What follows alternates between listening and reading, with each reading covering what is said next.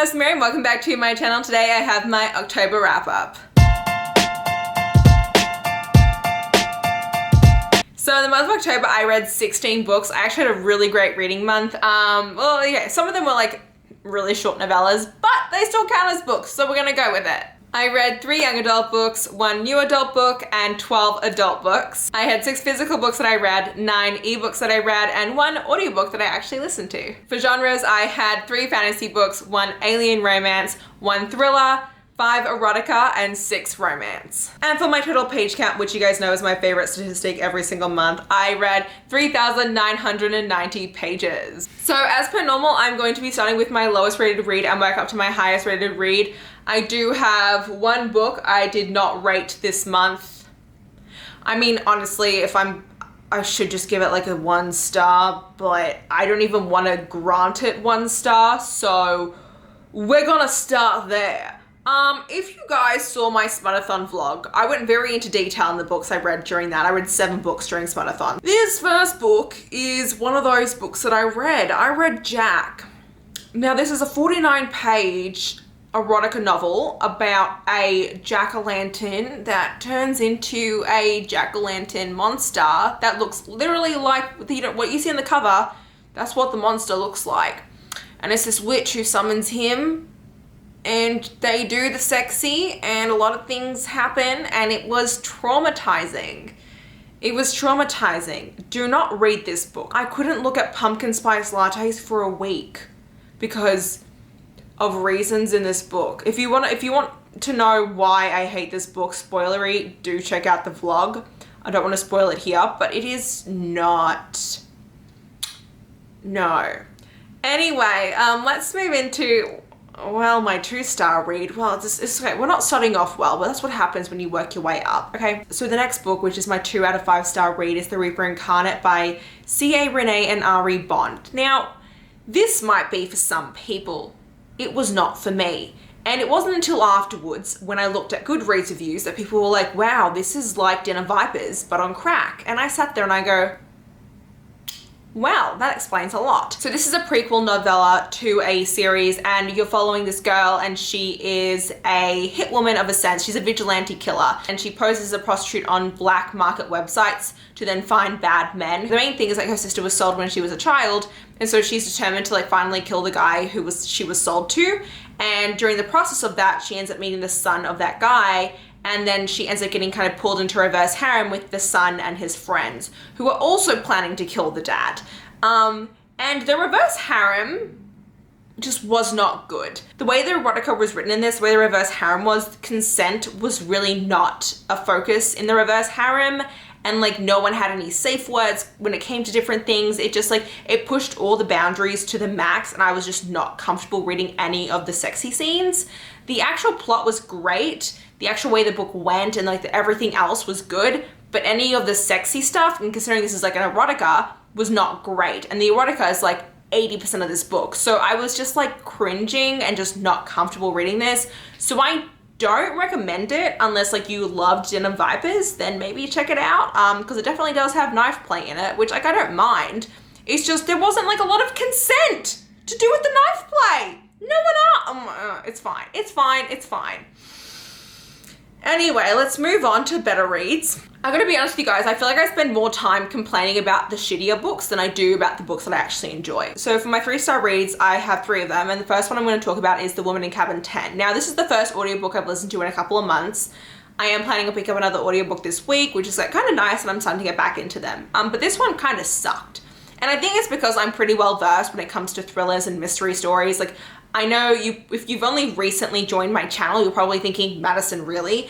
But if you followed me like 2 years ago, back in 2019, I was like a thriller mystery audiobook whore. And I listened to them like every single week. I was like blasting through these audiobooks. So listening to this one, it just wasn't that great. It really just didn't live up to par to the other ones I've listened to. Like, the woman is drunk for like 50% of the book, and then the last 50% she's actually getting her shit together, but then nothing actually happens until like the last 20% of the book. And no offense, if I have to wait till the last 20% of the book for anything interesting to happen, that's not a positive in a thriller. I'm sorry. I did love that last 20%, so That's why it's a solid 3 stars, is because, well, that was satisfying as like an ending. But I was like, really? So this follows a woman who ends up going on like this cruise ship to document it as like a journalist.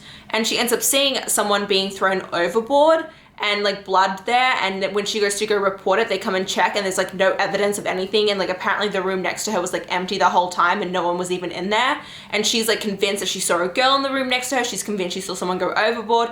So she starts trying to like investigate and see what actually happened. So that's what this is about. And it had like a lot of potential. It just fell very, very far from that potential. Then we have Feed, which now that I think about it, is probably like a 2.5 star. This was also a little bit traumatizing. This is a novella as well. It's a prequel novella and it follows a romance between a succubus and a hawk moth fairy. Now the succubus aspect of this was wonderful. I loved it. She's a succubus and so she needs to use like this monster app to like find like willing people to like, you know, feed off of, because the way that succubi work is they feed off human souls during sexual intercourse, which I love succubi. They're like one of my favorite like mythical creatures in the entire world. I wish we had more stuff to do with them. But the problem with this was the hawk moth fairy that she does the stuff with, who is like her co-worker that she hates. So there's like a hate to love kind of romance in this. They're co-workers. The next books could be interesting. The only problem is that I'm really weirded out by the damn hawk moth fairy. The dude is fuzzy. He's fuzzy. Okay, he's fuzzy. He has little antennae. He's got the hawk mothy wings. And if you look up moths, apparently they have like these extra damn appendages that come out of them. So he had these extra appendages and his tongue unfurls long, which isn't a problem until the fact like he unfurls it so long that he wraps it around her throat. And I'm sorry, there's something not sexy about someone wrapping their tongue around someone else's throat. That is not hot to me. That is not attractive. You can have a sexy scene going on, but the second someone's tongue is long enough to wrap around someone's throat, no, I couldn't do that. There are a lot of people out there who love this book. Kudos to you. Love that for you. I could not do it. The next 3 to 5 star read was Fight For Me by Corinne Michaels. This is not the first physical book I've shown. Oh my god, this is such a disappointing read because I loved book 1 in this series, the Ironwood Brothers series. I gave it 5 out of 5 stars. It's one of my favorite books of this year. Book 2 fell totally flat. So this is a second chance romance between Declan and, what's her name? Sydney. And the way that this series is set up is it's the Ironwood brothers. They grew up in like this small town and they vowed never to come back. They vowed never to get married and they vowed never to have kids because their dad was a drunk. He was very abusive to them as children, like physically abusive. And when this series starts off, their dad has just passed away, and in order for the 4 brothers to gain their inheritance, they must each spend 6 months on the family farm to gain their inheritance. And so this book follows Declan, the eldest brother, but the second brother to live on the farm. And he had this girlfriend, this like childhood sweetheart growing up that he was with for years, that he broke up with when they made this pact to leave. And so it's their second chance romance. There is an accidental pregnancy in this, but it happens in like the very first chapter. So it's not like, that's not the problem. The problem with this second chance romance, this childhood sweethearts getting back together again, is because Declan the entire time is just so annoying. The entire time he's just like, I want to be with you, but I don't want to be like my dad. I promised I would never do this stuff. Like, I don't trust myself to not be like my dad. I don't trust myself to not be abusive. I don't trust myself to not like break your heart. I like always promised that like I would never get married. So like, I don't want to give into that and like all this stuff. And I'm just like, bruh. And the entire time, every other character is like, dude, you love her, be with her. Like, you say that you don't want to, like,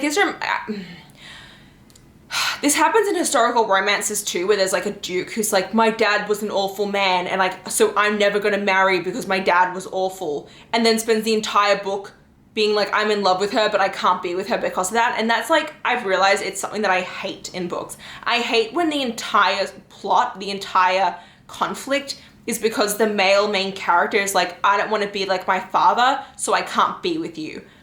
I hate that, I've learned in books, and that's what this is about. I loved Sydney. She was amazing. She's this badass lawyer. When she finds out she's pregnant, she's like, you know what? I know he's not going to take responsibility. That is sad, that is depressing, but you know what? That's how life is. So I'm going to get my shit in gear and I'm going to move away. I'm going to be with my family. Like, I'm going to get everything in order. Like, you know what? If he doesn't want to be with me, I'm not going to wait around. And I loved her. I was like, Sydney, you're a boss bitch. You deserve way better than Declan. I was like, I loved her to death. Declan took like 90% of the damn novel to finally realize, shit, maybe I should be with her. Not good enough, Declan. Not good enough, Declan. I did believe their chemistry and their romance. It's just, I just get so frustrated when that is like the damn trope with the dude in it. So like anytime that comes up in a book, I realize I tend to give it a 3 out of 5 stars because it's like my least favorite conflict to happen. So yeah. I love Corinne Michaels. That was just like a huge miss for me. Like, she's still an amazing author. Do check her out, but that book was not it. Which happens, like, you know, you can have favorite authors and like be like, hey, this one book of theirs didn't work out for me. That happens. Anyway, 3.5 star read. We have The Donut Trap by Julie Tiue. This book, oh my God, I went into it thinking it was gonna be a nice, fluffy, fun donut rom-com, and I cried twice. So they're probably thinking, Madison, if you cried, why is it 3.5 out of 5 stars? Well, because the romance was subpar. The romance is like a subplot to me. The main focus is the main character, Jasmine, and her kind of dealing with life. Her kind of being like, hey, I'm 22, 23 years old. I've just graduated college a year ago. I thought I knew what I was going to be doing, but now I'm stuck working in my parents' like donut shop. Like, I don't really know what I want to be doing. I don't know what I'm doing with my life. Like, I want to be successful. Like, I don't want to be stuck here. Like, my parents are putting all this pressure on me. Like, what am I doing with my life? And it's her dealing with those problems, her trying to figure out who she is. And that's what her story is throughout this. It's her relationship. Like, it reminds me a lot of So We'll Meet Again by Suzanne Park, which I also read recently. Like, there are these stories about these girls who are like dealing with like these family generational like issues, and the romance is like a subplot to that, which like I enjoy and it's great, but if I'm going into it thinking I'm getting a rom-com, it's a little bit disappointing on that end. Also because like the romance between our two characters had a lot of miscommunication. And miscommunication is okay from time to time, but they were miscommunicating consistently throughout the book, which is a bit annoying. But I love the donut store aspect of it. I love Jasmine. Like, I really felt for her. I really connected to her. I can't speak to the Asian immigrant conversations that went on in this, but those are a huge part of the story as well. So do check out some Own Voices reviewers for that aspect of this book. But it was really enjoyable. So like, I would recommend you pick it up. Just pick it up more as like a contemporary romance chick lit than like as a rom-com. Like, cause it's not, I wouldn't call this like a rom-com. Like, there are way other books that I would definitely call like rom-coms than this one. Okay, so now onto my 4-star reads. Okay, so 2 of these are novellas. One of them is Treble by Rilzy Adams. This is a novella. Rilzy is like one of my favorite erotica novella writers. She writes them, they're always less than 100 pages. This one was a bit more than 100 pages, which is why it's only a 4, not a 5-star for me, because she's normally a 5-star author, but this one went a little too long. But this one is a polyamorous romance. It's male, female, female, which we never damn see. We never see male, female, female. It's always MMF. So this was very refreshing to see for a poly relationship. It follows this married couple who are kind of like in an open relationship. They let each other like find different partners, but then they end up finding this one woman that they're both attracted to, and so it becomes this very happy polyamorous relationship, and I loved it. Definitely go check it out. Rilzy is such like a high-class author for me. Like, I love her to death, so loved it. Then we have White Ribbon by Aleatha Romig. I picked this up randomly because I saw like some promotions for the proper book, which is *ɪᴛᴛᴛᴇʀ, the first book in this series, and I saw that the prequel was like for free. So I was like, oh, let's pick this up and see what it's like. I loved it, and I want to read the actual book, like *ɪᴛᴛᴛᴇʀ, so badly.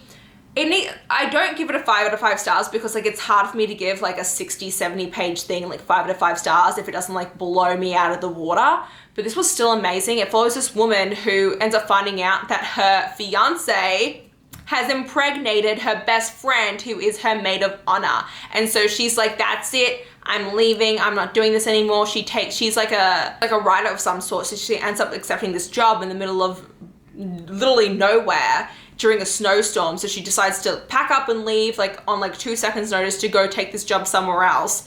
Ends up getting stuck in the blizzard and ends up, you know, almost dying until this guy finds her, saves her, and brings her back to his cabin.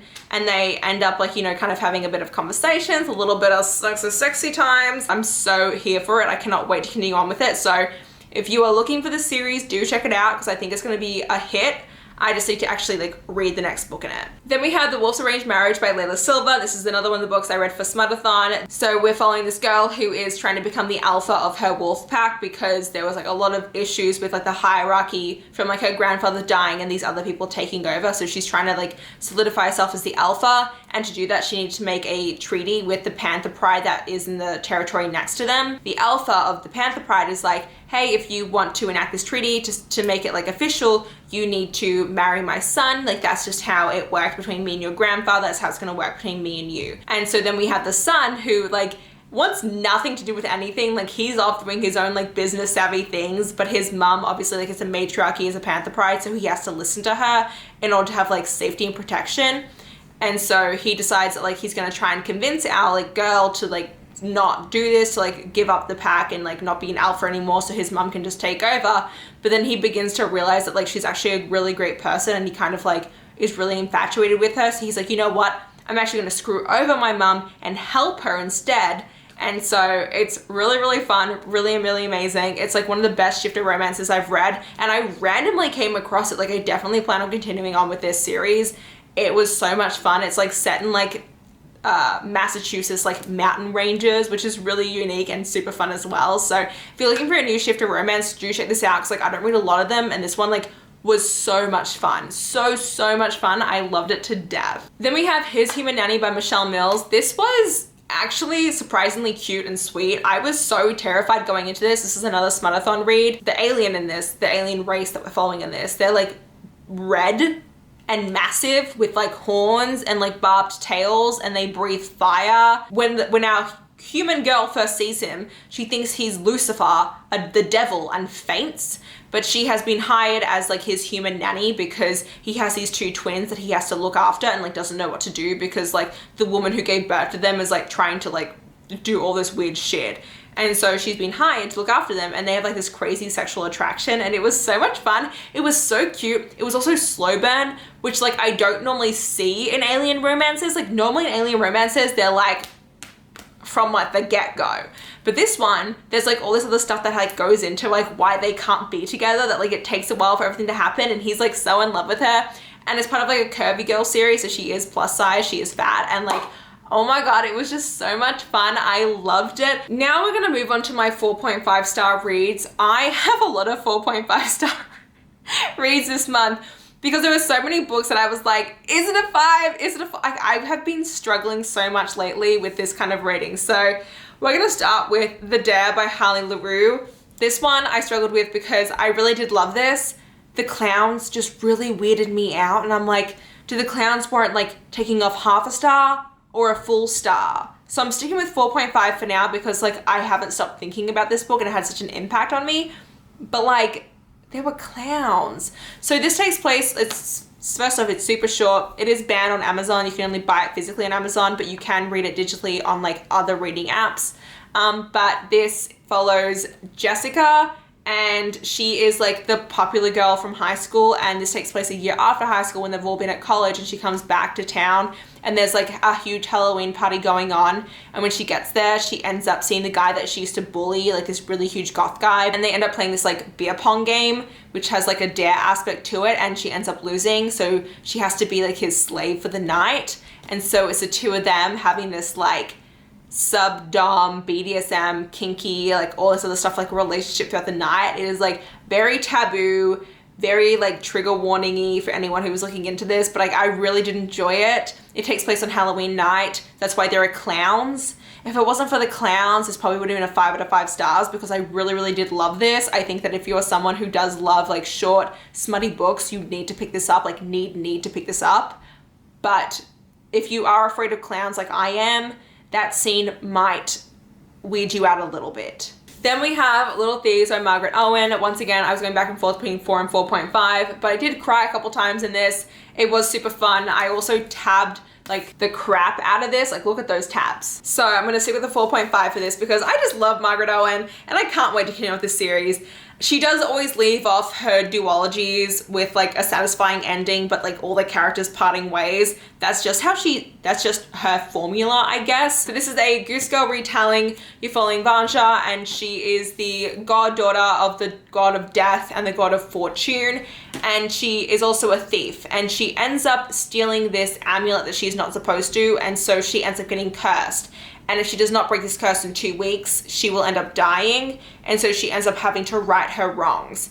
And so if you know like the typical Goose Girl story, you tend to know what this is about. But the difference in this is that you're following the maid who takes the princess's identity, which is really unique. And I love the Goose Girl. And it's like such a fun fantasy novel. Like it's hard to explain because it's a very, very intricate plot. Like there's a lot of different moving parts in this, which is why it wasn't a full 5 out of 5 stars, is because there's so many different little things going on that like it's very like detailed. Like, this is very slow going. There's a lot of like world building. It definitely feels like folklore when you're reading that. I thought it was hilarious. Vanja is just a spitfire. She's like a little gremlin almost. She literally is like bites back to everyone. She is always like being so sarcastic. She likes to like kind of poke people when they're like on the edge. She knows how to ruffle everyone's feathers. But at the end of the day, she just really wants to be loved. She's never had love in her life. No one's ever really loved her. And that's all she really wants. She just wants to be loved and trusted, but no one ever will. And she's so broken because of that.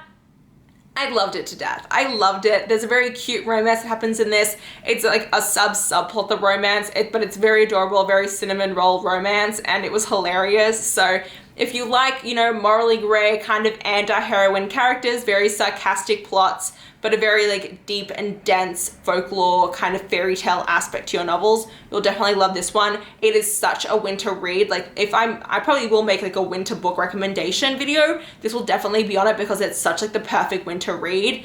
And I loved it. It was so much fun. Then we have Jade Fire Gold by June C.L. Tan. This, delicious. So delicious. If you love, okay, the way that I pitch this is, think of Avatar: The Last Airbender. You have Zuko. Then you have Avatar Aang. But imagine that Avatar Aang was a girl. And then Avatar Aang female and Zuko had a romance. That's this book. That is this book. Oh my God, I loved it. I read this at the very beginning of the month, so like some parts are a little bit fuzzy to me, but I tabbed it because I loved it that much. But it is a Chinese mythology fantasy book. It follows, shoot, what are the names? An and Altan. An is this girl. She thought that she was just like this, you know, peasant, until she ends up learning that she has this very special magic that's like this death magic. And now everyone wants her because she's part of this prophecy where she will either, you know, continue to bring life to the land or she will completely kill it. And then you have Altan, who is supposed to be the prince of this kingdom, but they tried to murder his entire family years ago and he escaped, he survived. And so all these years he has been plotting his revenge to gain back his honor. You see where I'm going? And so in order to gain back his honor, he wants to fix the land. And in order to fix the land, he has to kill our female main character, An, in order to fix that. And so he's actively like looking for her, actively searching for her, actively trying to kill her. Do you see the Aang and Zuko action going on here?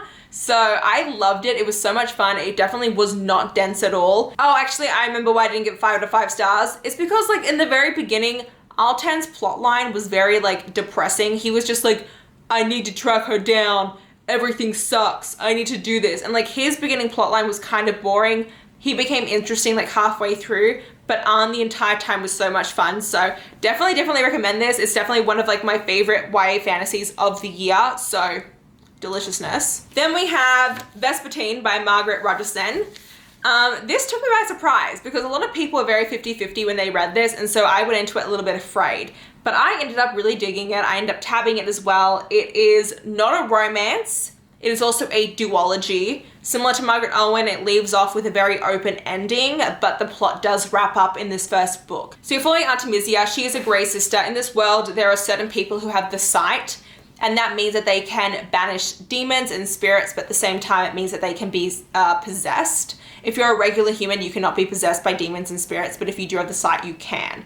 So she is a Grey sister, and they work to, you know, help move spirits and demons to the other side and kind of like make them peaceful souls, until one day an army of the dead comes to her convent and tries to like massacre everyone. So she ends up making a deal with a revenant and letting the revenant into her body to possess her so she can help save them all. And this is very dangerous because she doesn't know how to control the revenant. And now there are a lot of people after her to like try and get it out of her. And like she knows that there's something deeper going on, that like the reason why this army of the dead came to them is because someone is dealing in dark magic. So she's now trying to like fix everything herself. And Artemisia the entire time actually can like speak to the revenant. Like the revenant is like an actual being like in her mind, in her body.